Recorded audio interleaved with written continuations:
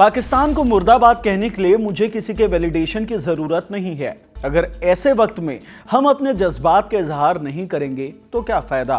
मुल्क रहेगा तो हम रहेंगे। हैदराबाद से सांसद और एआईएमएम चीफ असदुद्दीन ओवैसी ने एनडीटीवी को दिए इंटरव्यू में ये बात कही।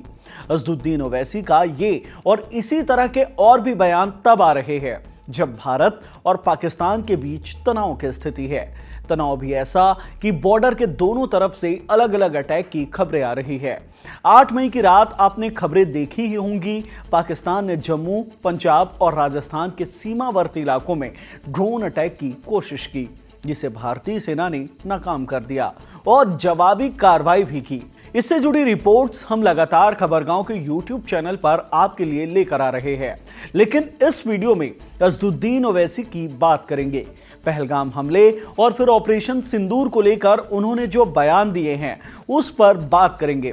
साथ ही बताएंगे कि ओवैसी के इन बयानों पर क्या प्रतिक्रिया देखने को मिल रही है। नमस्ते, मैं हिमांशु हूं और आप देख रहे हैं खबरगांव।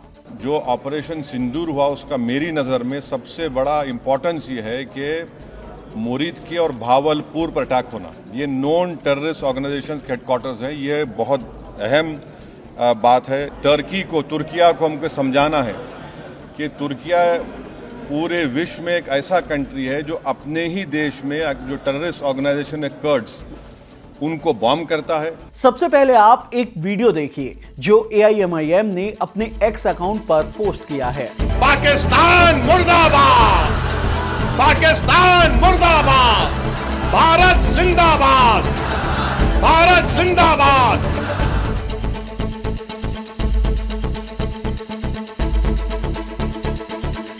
7 मई को यह वीडियो पोस्ट किया गया।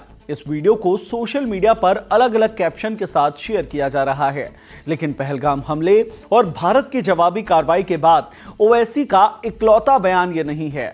8 मई को केंद्र की नरेंद्र मोदी सरकार की ओर से बुलाई गई सर्वदलीय बैठक के बाद भी ओवैसी ने मीडिया से बात की और इस दौरान दिए गए बयान चर्चा में बने हुए हैं।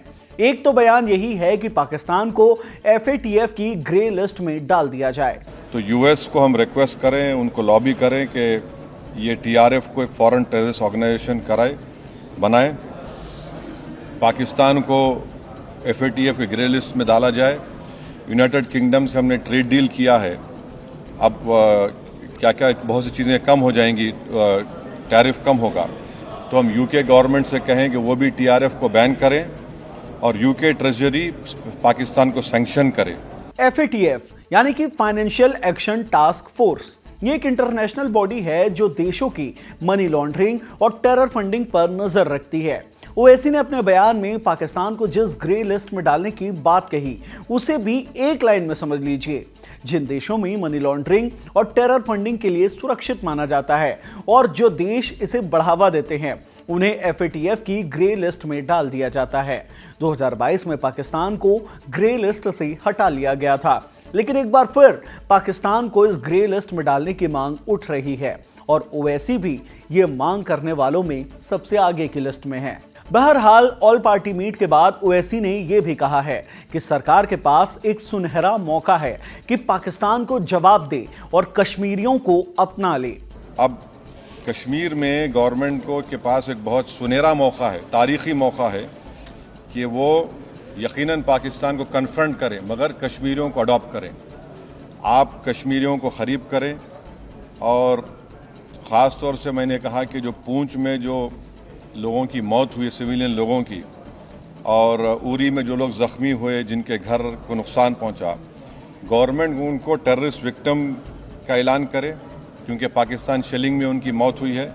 मीडिया से लेकर सोशल मीडिया तक एआईएमआईएम चीफ की तारीफ हो रही है कि जब भारत और पाकिस्तान के बीच तनाव का माहौल है तब वो लगातार भारतीय सेना और सरकार के पक्ष में बोल रहे हैं। तार्किक बयानों की भी चर्चा हो रही है। हालांकि राजनीतिक विश्लेषक मानते हैं कि ओवैसी हमेशा से ही बेहद तार्किक ढंग से भाषण देते हैं। संसद सत्र के दौरान जब भी किसी मुद्दे पर चर्चा होती है तो संविधान के रेफरेंस और कायदे कानूनों का जिक्र करते हुए कायदे से अपनी बात रखते हैं। असदुद्दीन ओवैसी के बयानों के कोई राजनीतिक मायने भी है। मिंट से बातचीत में हैदराबाद स्थित मौलाना आजाद राष्ट्रीय उर्दू विश्वविद्यालय में पॉलिटिकल साइंस के प्रोफेसर डॉक्टर अफरोज आलम ने इस सवाल का जवाब दिया है। डॉक्टर आलम कहते हैं कि हम जानते हैं कि ओवैसी पर समाज को ध्रुवीकरण करने का आरोप लगता गया था। अब हो सकता है कि वो अपनी छवि को बदल रहे हों, लेकिन पाकिस्तान के खिलाफ आक्रामक रुख का उन्हें पूरा हक है। उन्होंने कभी पाकिस्तान के मुसलमानों के लिए नहीं बोला, बल्कि भारत के मुसलमानों के अधिकारों की बात करते हैं। वीडियो की शुरुआत में ही हमने आपको बताया था कि ओवैसी ने अपने इंटरव्यू में कहा है कि उन्हें किसी वैलिडेशन की जरूरत नहीं है। न्यूज एजेंसी पीटीआई की रिपोर्ट है कि इसी महीने की 3 मई को गृह मंत्री अमित शाह ने एक बयान दिया था कि 40 साल से हैदराबाद लोकसभा सीट पर रजाकारों का कब्जा है, जिसका जवाब देते हुए ओवैसी ने कहा था कि जो रजाकार थे वो पाकिस्तान भाग गए और जो देश के प्रति वफादार हैं वो यहीं रह गए। ये पूरी बहस लोगों के पॉलिटिकल सुविधा के इर्द गिर्द ही है। एनआरसी सीएए को लेकर वक्फ कानून के मुद्दे तक ओवैसी के केंद्र की नरेंद्र मोदी सरकार के खिलाफ बोलते रहे हैं, सरकार की नीतियों का विरोध करते रहे हैं। वो ये बात बोलते रहे हैं कि सरकार मुसलमानों के खिलाफ काम कर रही है, जिसके बाद असदुद्दीन ओवैसी को एक खास ढांचे के फ्रेम में करने की कोशिश होती रही है। हालांकि भारत पाकिस्तान तनाव के बीच ये फ्रेम बदल रहा है। इस समय ओवैसी एकदम गदर के तारा सिंह मोड में नजर आ रहे हैं और पाकिस्तान पर लगातार जमकर बरस रहे हैं। ये वीडियो यहीं समाप्त हो रहा है। ये वीडियो लिखा था हमारे साथी आकाश ने और शूट किया था हमारे साथी सर्वेश ने। आप असदुद्दीन ओवैसी की पॉलिटिक्स पर और हालिया बयानों पर क्या राय रखते हैं, हमें कमेंट बॉक्स में जरूर बताइएगा। शुक्रिया।